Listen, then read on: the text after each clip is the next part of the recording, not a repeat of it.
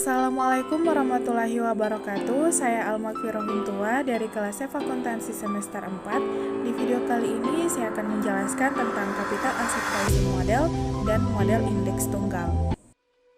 Nah, apa yang dimaksud dengan capital asset pricing model? Nah, jadi capital asset pricing model merupakan model untuk menentukan harga suatu aset pada kondisi equilibrium.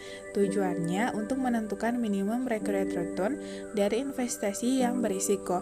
Nah, dalam keadaan equilibrium, imbal hasil yang disyaratkan atau required return oleh investor untuk suatu saham akan dipengaruhi oleh risiko saham tersebut. Nah, jadi dalam hal ini, risiko yang diperhitungkan hanyalah risiko sistematis atau systematic risk atau risiko pasar yang diukur dengan beta. Sedangkan risiko yang tidak sistematis atau unsystematic risk tidak relevan karena risiko ini dapat dihilangkan dengan cara diversifikasi. Nah, jadi capital asset pricing model ini dibangun dengan pemahaman bahwa risiko yang sesuai pada aset akan ditentukan oleh kontribusinya terhadap risiko dari seluruh portofolio investor. Nah, selanjutnya garis pasar sekuritas atau security market line. Nah, jadi hubungan antara risk yang diukur dengan beta dengan required return ditunjukkan oleh security market line atau SML. Dalam hal ini, jika beta suatu saham dapat diukur dengan tepat, maka dalam keadaan equilibrium required return juga dapat diperkirakan. Penaksirannya didasarkan pada hasil investasi bebas risiko ditambah dengan premi risiko pasar dikalikan dengan beta. Nah, dengan demikian, SML atau Security Market Line dapat dirumuskan sebagai SML sama dengan RF ditambah dengan RM dikurangi dengan RF dikalikan dengan beta I. Nah, jadi RF di sini adalah return atas investasi bebas risiko, beta di sini adalah kepekaan atas return saham I terhadap expected return market, dan RI kurang RF sama dengan premi risiko saham I, dan RM kurang RF di sini adalah premi risiko pasar. Selanjutnya, asumsi capital asset pricing model. Nah, yang pertama, tidak ada biaya transaksi. Yang kedua, investasi dapat dipecah-pecah atau diversifikasi. Yang ketiga, tidak ada pajak penghasilan. Yang keempat, investor secara individual tidak dapat menentukan harga. Yang kelima, pertimbangan investor adalah expected value. Yang keenam, bisa melakukan short sales. Yang ketujuh, dapat pinjam dan meminjamkan pada tingkat bunga yang sama. Yang kedelapan, memiliki pengharapan yang homogen. Yang kesembilan, semua aset dapat diperjualbelikan. Selanjutnya, garis pasar modal atau capital market line. Nah, jadi capital market line atau CML merupakan garis yang menghubungkan antara total risk yang diukur dengan standar deviasi dengan simbol sama dengan beta dengan required return portofolio yang efisien saja. Sedangkan SML atau security market line merupakan garis yang menghubungkan beta atau risiko pasar atau systematic risk dengan required return untuk semua saham baik yang efisien maupun yang tidak efisien. Nah, jadi hubungan total risk dengan required return portofolio yang efisien dinyatakan sebagai CML atau capital market line atau garis pasar modal. Nah, dengan demikian rumus CML atau capital market line dinyatakan sebagai CML sama dengan RF ditambah dengan RM dikurangi dengan RF dibagi dengan SDM dan dikalikan dengan SDP. Nah, RF di sini adalah return atas investasi bebas risiko, SDM di sini adalah standar deviasi atau total risk market, SDP di sini adalah standar deviasi atau total risk portfolio, RM dikurangi RF di sini adalah premi risiko pasar. Selanjutnya, model indeks tunggal. Nah, jadi pada model indeks ini, model indeks atau model faktor mengasumsikan bahwa return sekuritas sensitif terhadap perubahan berbagai macam faktor atau indeks.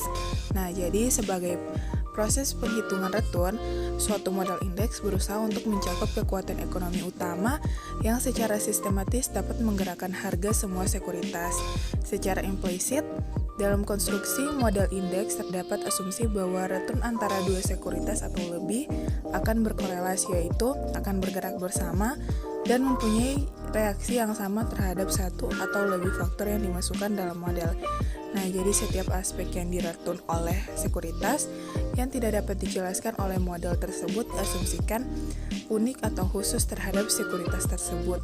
dan oleh karena itu tidak berkorelasi dengan elemen unik atau khusus dari return sekuritas lain.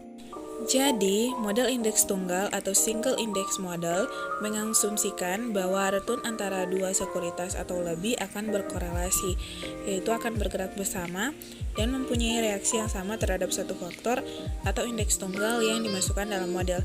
Nah, faktor atau indeks tunggal tersebut adalah indeks harga saham gabungan atau IHSG. Nah, dalam model indeks tunggal ini terdapat formula-formula yang digunakan, yaitu formula untuk sekuritas tunggal dan untuk sekuritas portofolio. Selanjutnya, model indeks ganda atau multi-index model.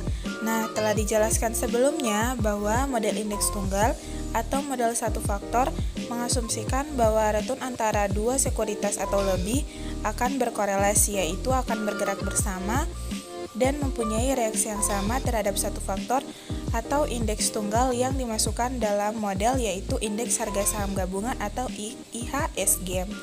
Namun, dalam upaya untuk mengestimasi ekspektasi return, standar deviasi dan covariance efek secara akurat, model multi-indeks lebih berpotensi karena aktual return sekuritas tidak hanya sensitif terhadap perubahan IHSG. Artinya, terdapat kemungkinan bahwa terdapat lebih dari satu faktor yang dapat mempengaruhi return sekuritas, sehingga model multi-indeks menganggap bahwa ada faktor lain selain IHSG yang dapat mempengaruhi terjadinya korelasi antar sekuritas, misalnya faktor tingkat bunga bebas resiko.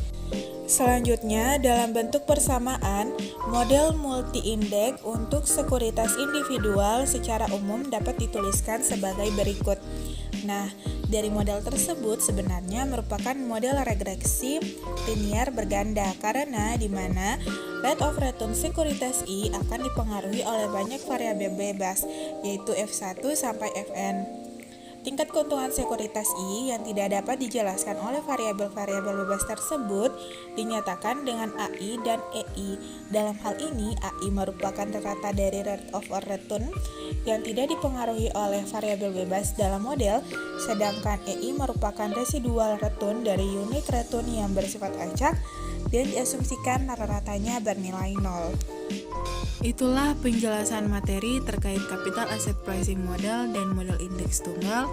Lebih dan kurangnya saya mohon maaf. Semoga video ini dapat bermanfaat bagi kita semua. Wabillahi taufiq wal hidayah. Wassalamualaikum warahmatullahi wabarakatuh.